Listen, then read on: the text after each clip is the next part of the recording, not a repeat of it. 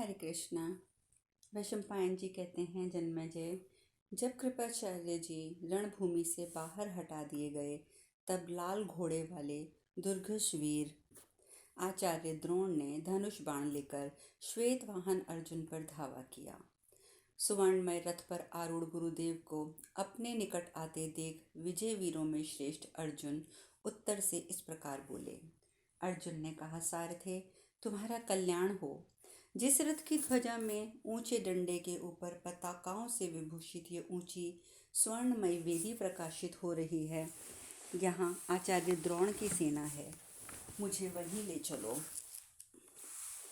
जिनके श्रेष्ठ रथ में जुटे हुए सब प्रकार की शिक्षाओं में निपुण, चिकने मूंगे के समान लाल रंग के तांबे से मुख वाले सुंदर तथा अच्छे ढंग से रथ का भार वाहन करने वाले बड़े बड़े अश्व हैं।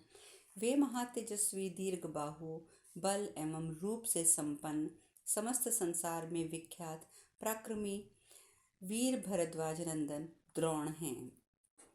ये बुद्धि में शुक्राचार्य जी और नीति में बृहस्पति जी के समान हैं।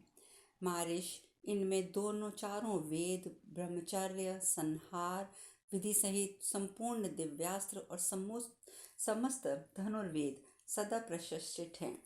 इन विप्र शिरोमणि में क्षमा, इंद्रिय संयम, सत्य, कोमलता, सरलता तथा अन्य बहुत से सद्गुण नित्य विद्यमान हैं। अतः मैं इन्हीं महाभाग आचार्य के साथ इस समरभूमि में युद्ध करना चाहता हूँ। अतः उत्तर रथ बढ़ाओ और मुझे शीघ्र इन आचार्य के पास ले चलो। वैशंपायन जी कहते हैं, राजन, अर्जुन के इस प्रकार आदेश देने पर विराट नंदन उत्तर ने संपूर्ण सोने के आभूषणों से विभूषित उन अश्वों को आचार्य द्रोण के रथ की ओर हाँक दिया। महारथियों में श्रेष्ठ पांडुनंदन अर्जुन को बड़े वेग से अपनी ओर आते देख आचार्य द्रोण ने भी पार्थ की ओर रथ बढ़ा दिया। ठीक उसी प्रकार जैसे एक उत्तम गजराज दूसरे मत वाले गजराज से भिड़ने के लिए जा रहा हो। तदंतर द्रोण ने 100 नगाड़ों के बराबर आवाज करने वाले अपने शंख को बजाया। उसे सुनकर सारी सेना में हलचल मच गई, मानो समुद्र में ज्वार आ गया हो। रणभूमि में उन लाल रंग के सुंदर घोड़ों को हंस के समान वर्ण वाले मन के सदृश वेगशाली श्वेत घोड़ों से मिला देख युद्ध करने में विषय में सब लोग आश्चर्य में पड़ गए। महाबली द्रोण और कुंती पुत्र अर्जुन दोनों महारथी, बल वीर्य संपन्न, अजय, अस्त्र विद्या विशेषज्ञ और मनस्वी थे। युद्ध के सिरे पर वे दोनों आचार्य और शिष्य अपने अपने रथ पर बैठे हुए एक दूसरे की ओर हाथ बढ़ाकर मानो परस्पर आलिंगन करने लगे। उन्हें इस अवस्था में देखकर भरतवंशियों की विशाल सेना बारंबार भय से कांपने लगी। तदंतर शत्रु वीरों का नाश करने वाले महारथी कुंती पुत्र महाबाहु अर्जुन हर्षोल्लास में भर गए और आचार्य द्रोण के रथ से अपना रथ भिड़ाकर उन्हें प्रणाम करके हंसते हुए शांतिपूर्वक मधुर वाणी में बोले, आचार्य, युद्ध में आप पर विजय पाना सर्वथा कठिन है। हम लोग बहुत वर्षों तक वन में रहकर कष्ट उठाते रहे हैं। अब शत्रुओं से बदला लेने की इच्छा से आए हैं। अतः आप हम लोगों पर क्रोध न करें। अनंग, मैं तो आप पर तभी प्रहार करूंगा जब पहले आप मुझ पर प्रहार कर लेंगे। मेरा यही निश्चय है, अतः आप मुझ पर प्रहार करें। तब आचार्य द्रोण ने अर्जुन पर 21 बाण चलाए, किंतु पार्थ ने उन सबको आने से पहले ही काट गिराया। मानो अपने हाथ की इस कला से वे पूर्ण सुरक्षित रहते हैं। तदंतर पराक्रमी द्रोण ने अपने अस्त्र चलाने की फुर्ती दिखाते हुए अर्जुन के रथ पर सहस्त्रों बाणों की वृष्टि की। उनका आत्मबल असीम था। उन्होंने चांदी के समान अंग वाले अर्जुन के श्वेत घोड़ों को भी शान पर चढ़ाकर तेज किए हुए सफेद चील के पंख वाले बाणों से ढक दिया। जान पड़ता था आचार्य ये सब करके अर्जुन के क्रोध को उघाड़ना चाहते थे। इस प्रकार भरद्वाज नंदन द्रोण और किरीटधारी अर्जुन में भी भयंकर युद्ध छिड़ गया। वे दोनों समरभूमि में एक दूसरे पर समान रूप से तेजस्वी बाणों की वर्षा करने लगे। दोनों ही विख्यात पराक्रमी थे। तदंतर जो जो सैनिक वहां आए थे वे एक दूसरे पर तीव्र गति से बाण वर्षा करने वाले दोनों वीरों की साधु साधु कहकर सराहना करने लगे। भला युद्ध में अर्जुन के सिवा दूसरा कौन द्रोणाचार्य का सामना कर सकता था। सभी के मुख से ये शब्द निकल रहे थे। दोनों महाबाहु वीर क्रोध में भरकर निकट आ गए और बाण समूहों से एक दूसरे को आच्छादित करने लगे, पर कोई भी पराजित होने वाला नहीं था। द्रोणाचार्य जी ने अर्जुन के रथ पर बाणों का जाल बिछा दिया। इतना ही नहीं, शान पर चढ़ाकर तेज किए हुए तेजस्वी बाणों द्वारा उन्होंने सूर्य की प्रभा को भी आच्छादित कर दिया। इस प्रकार हर्ष भरे हुए वेगशाली पांडुनंदन अर्जुन भी भार सहन करने में समर्थ और शत्रुओं का नाश करने वाले उत्तम दिव्य गांडीव धनुष लेकर बहुत से स्वर्णभूषित विचित्र बाणों की वर्षा कर रहे थे। रथ से विचरने वाले कुंती पुत्र धनंजय सबके लिए दर्शनीय हो रहे थे। उन्होंने सब दिशाओं में एक साथ अस्त्रों की वर्षा दिखाई और आकाश को चारों ओर से बाणों से ढक दिया। उत्तम बाणों से ढके हुए द्रोणाचार्य का स्वरूप उस समय ऐसा जान पड़ता था मानो सब ओर से जलता हुआ कोई पर्वत हो। आचार्य द्रोण संग्राम भूमि में बड़ी शोभा पाने वाले थे। जिनकी मन बुद्धि अमेय है, उन द्रोण ने अपने विचित्र धनुष से छूटे हुए स्वर्णमय पंखों वाले बाणों का संपूर्ण दिशाओं तथा सूर्य के प्रकाश को भी ढक दिया। उस समय सोने की पांख और झुकी हुई गांठ वाले आकाशचारी बाणों से बहुत से समुदाय आकाश में दृष्टिगोचर हो रहे थे। इस प्रकार दोनों वीर सुवर्ण भूषित महाबाणों की वर्षा करते हुए आकाश को मानो उल्काओं से आच्छादित करने लगे। महामना द्रोण और पांडुपन नंदन अर्जुन रोषपूर्ण युद्ध इस प्रकार कर रहे थे जैसे वृत्रासुर और इंद्र के बीच भयंकर संग्राम प्रतीत हो रहा हो, जैसे दो हाथी एक दूसरे से भिड़ रहे हों। क्रोध में भरे हुए उन दोनों वीरों की रणभूमि में बड़ी शोभा हो रही थी। तदंतर विजयी वीरों में श्रेष्ठ अर्जुन ने द्रोणाचार्य प्रवर द्रोण के द्वारा चलाए हुए शान पर तेज किए हुए बाणों को अपने तीखे बाणों से काटकर उन्हें भी शांत किया। वे भयंकर पराक्रमी थे।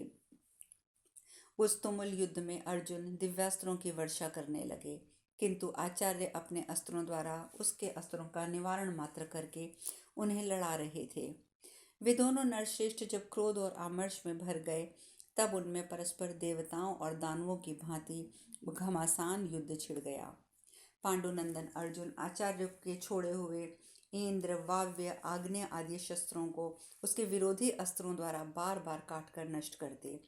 इस प्रकार दोनों वीर तीखे बाण छोड़ते हुए अपनी अपनी बाण वर्षा द्वारा आकाश को एकमात्र अंधकार में निमग्न करने लगे।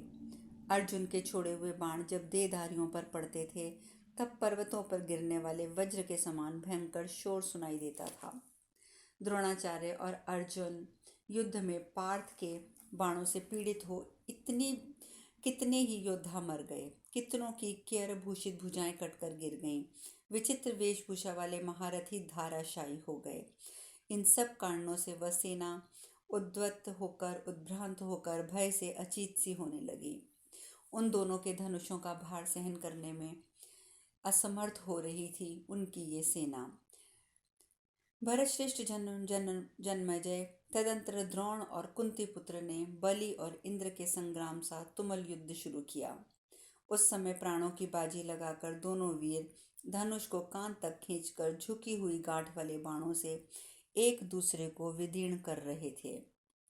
उसी समय आचार्य द्रोण की प्रशंसा करने वाले देवताओं का ये शब्द आकाश में गूंज उठा, अहो, द्रोणाचार्य ने बड़ा दुष्कर कार्य किया है कि अब तक अर्जुन के साथ युद्ध में डटे रहे हैं। ये अर्जुन तो शत्रुओं को मत डालने वाले हैं। उस समर भूमि में अर्जुन का कभी न चूकने वाला स्वभाव, अस्त्र शस्त्रों की अद्भुत शिक्षा, हाथों की फुर्ती और दूर तक बाण मारने की शक्ति देखकर आश्चर्य द्रोण को भी बहुत विस्मय हुआ। वैशंपायन जी कहते हैं, जन्मेजय तदंतर रणभूमि में कुंती पुत्र ने दिव्य गांडीव धनुष को ऊंचे उठाकर कुपित होकर उसे दोनों हाथों से खींचना आरंभ किया। फिर तो टिड्डियों के झुंड के समान उनकी अद्भुत बाण वर्षा देखकर सभी सैनिक आश्चर्यचकित होकर साधु साधु कहकर प्रशंसा करने लगे। उनके बाणों के भीतर वायु भी प्रवेश नहीं कर पाती थी। कुंती नंदन निरंतर बाणों को हाथ में लेते धनुष पर रखते छोड़ते थे। कोई भी उनकी इस क्रिया में क्षण भर का भी अंतर नहीं देख पाता था। इस प्रकार शीघ्रतापूर्वक अस्त्र प्रहार के द्वारा चलाए जाने वाले उस अत्यंत भयंकर संग्राम में कुंती पुत्र अर्जुन शीघ्र एवं अत्यंत शीघ्र एक दूसरे के बाणों को काटने लगे। तत्पश्चात एक ही साथ झुकी हुई गांठ वाले 1,00,000 बाण आश्चर्य द्रोण के रथ के समीप आ गिरे। जन्मेजय गांडीव धनवा अर्जुन के द्वारा जब द्रोण इस प्रकार बाण वर्षा करने लगे तब कौरव सेना में भारी हाहाकार मच गया। पांडुनंदन ने शीघ्रतापूर्वक अस्त्र संचालन के लिए इंद्र ने उनकी बहुत प्रशंसा की। इसके सिवा वहां जो गंधर्व और अप्सराएं आए थे उन्होंने भी अर्जुन की बहुत सराहना की।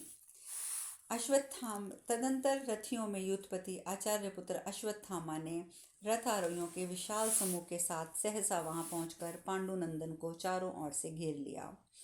अश्वत्थामा ने महात्मा अर्जुन के उस पराक्रम की मन ही मन भूरी भूरी प्रशंसा की और उन पर अपना महान क्रोध प्रकट किया। आचार्य पुत्र क्रोध के वशीभूत हो गया था। वह रणभूमि में जल बरसाने वाले मेघ की भांति बाणों की वर्षा करके अर्जुन पर टूट पड़ा। अर्जुन ने उत्तम बाणों से द्रोण के कवच ध्वज छिन्न भिन्न हो चुके थे।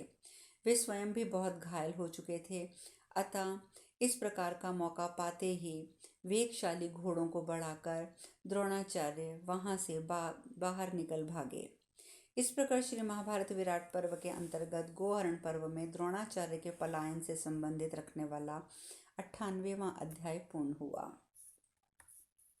वैशंपायन जी आगे बताते हैं, महाराज तदंतर द्रोण पुत्र अश्वत्थामा ने रणभूमि पर जब अर्जुन पर बड़े वेग से आक्रमण किया तब अर्जुन ने भी प्रचंड वायु से उस पर अश्वत्थामा को रोका। उनके बाणों के जाल से आच्छादित होकर आकाश सब ओर से अंधकारमय हो गया। उस समय ना तो सूर्य प्रकाशित हो रहा था ना वायु चल पाती थी। शत्रु विजयी जन्मेजय दोनों योद्धाओं में परस्पर बहुत भयंकर युद्ध छिड़ गया। दोनों एक दूसरे पर आघात करते थे। तब जलते हुए बांस के चटकने की भांति चट चट शब्द होने लगते। अर्जुन ने अश्वत्थामा के घोड़ों को घायल करके अल्पजीवी बना दिया। तदंतर महापराक्रमी अश्वत्थामा ने भी रणभूमि में विचरते हुए अर्जुन का छोटा सा छिद्र अर्थात तनिक सी असावधानी देखकर शूर नामक बाण से उनकी प्रत्यंचा काट डाली। इसके लिए अति मानुष कर्म को देखकर सब देवताओं ने उनकी प्रशंसा की। द्रोण, भीष्म, कर्ण, कृपाचार्य वे सभी महारथी साधुवाद कर देते हुए अश्वत्थामा के इस कार्य की सराहना करने लगे। तदंतर द्रोणपुत्र ने अपना धनुष खींचकर कंक पक्षी के पंखों वाले बाणों से रथियों में श्रेष्ठ अर्जुन की छाती में पुनः भारी आघात पहुंचाया। उस समय महाबाहु पार्थ ठहाका मारकर हंसने लगे और उन्होंने गांडीव धनुष पर बलपूर्वक नई प्रत्यंचा चढ़ा दी। तदंतर पसीने से अर्धचंद्राकार धनुष की डोरी को मांझकर अर्जुन अश्वत्थामा से भिड़ गए। इसके बाद उस रणभूमि के भूमंडल में दोनों अनुपम वीरों का ऐसा भयंकर संग्राम हुआ जो रोंगटे खड़े कर देने वाला था। वे दोनों पुरुष सिंह वीर विषधर सर्प के समान आकार वाले जलते हुए से बाणों द्वारा एक दूसरे को चोट पहुंचा रहे थे। महात्मा अर्जुन के पास 2 दिव्य अक्षय ताड़ून थे। इससे कुंती पुत्र शूरवीर अर्जुन रणभूमि में पर्वत की भांति अविचल खड़े रहे। परंतु संग्राम में शीघ्रतापूर्वक शर संधान करने वाले अश्वत्थामा के बाण जल्दी समाप्त हो गए। इस प्रकार अर्जुन उसकी अपेक्षा अधिक शक्तिशाली सिद्ध हुए। तब कर्ण ने अपने महान धनुष को बड़े जोर से टंकार की। उससे वहां भयंकर हाहाकार हुआ। तब अर्जुन ने वहां धनुष की टंकार हो रही थी उधर दृष्टि डाली तो राधानंदन कर्ण पुनः दिखाई दिए। इससे उनका क्रोध बहुत बढ़ गया। तब कुरुश्रेष्ठ अर्जुन रोष से वशीभूत हो कर्ण को मार डालने की इच्छा से दोनों आंखें फाड़ फाड़ कर उस ओर देखने लगे। राजन, इस प्रकार जब अर्जुन ने उधर से दृष्टि हटाकर दूसरी ओर मुख फेर लिया तब बहुत से सैनिक तुरंत वहां आ पहुंचे।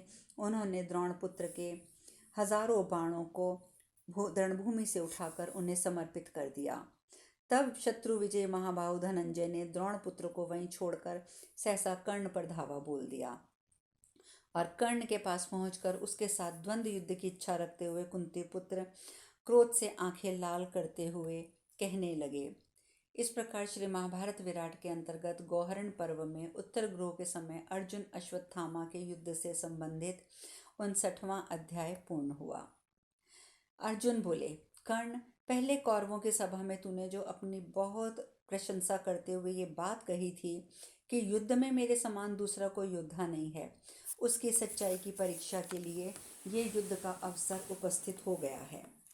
कर्ण, आज इस महासंग्राम में मेरे साथ भिड़कर तू अपने को भली भांति निर्बल समझ लेगा और फिर कभी दूसरों का अपमान नहीं करेगा।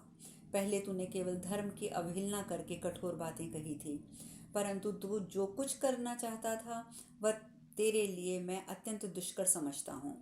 राधानंदन, मेरे साथ भिड़ंत होने से पहले कौरवों की सभा में तूने जो कुछ कहा था, आज मेरे साथ युद्ध करके वह सब सत्य करके दिखा। अरे, भरी सभा में दुरात्मा कौरव पांचाल राजकुमारी द्रौपदी को क्लेश दे रहे थे और तू मौज से सब कुछ देखता रहा। आज केवल उस अत्याचार का फल भोग ले। पहले मैं धर्म के बंधन में बंधा था, इसीलिए मैंने सब कुछ चुपचाप सह लिया, परंतु राधा पुत्र, आज के युद्ध में मेरे इस क्रोध का फल मेरी विजय के रूप में तुझे अभी देखना होगा। ओ दुर्मते, हमने 12 वर्षों तक वन में रहकर जो क्लेश सहन किए हैं उसका बदला चुकाने के लिए आज मेरे बड़े हुए क्रोध का फल तू अभी चख ले। कर्ण, आजा, रणभूमि में मेरा सामना कर। समस्त कौरव और तेरे सैनिक सब दर्शक होकर हमारा युद्ध देखेंगे। कर्ण ने कहा, कुंती पुत्र, तू मुझसे जो कुछ कहता है उसे क्रिया द्वारा करके दिखा।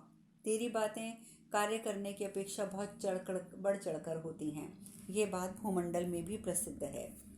पार्थ, तेरा ये ज़बानी पराक्रम देखकर तो हम इसी परिणाम पर पहुंचते हैं कि तूने पहले जो कुछ सहन किया है वह अपनी असमर्थता के कारण किया है। यदि तूने पहले धर्म के बंधन में बंधकर कष्ट सहन किया है तो आज भी तू उसी प्रकार बंधा हुआ है, तो भी तू अपने आप को उस बंधन से मुक्त सा मान रहा है। यदि तूने वनवास के पूर्वोक्त नियम का भली भांति पालन कर लिया है तो तू धर्म और अर्थ का ज्ञाता ठहरा। अब शेष कथा कल। हरे कृष्णा। कल हरे कृष्णा। कल हरे कृष्णा।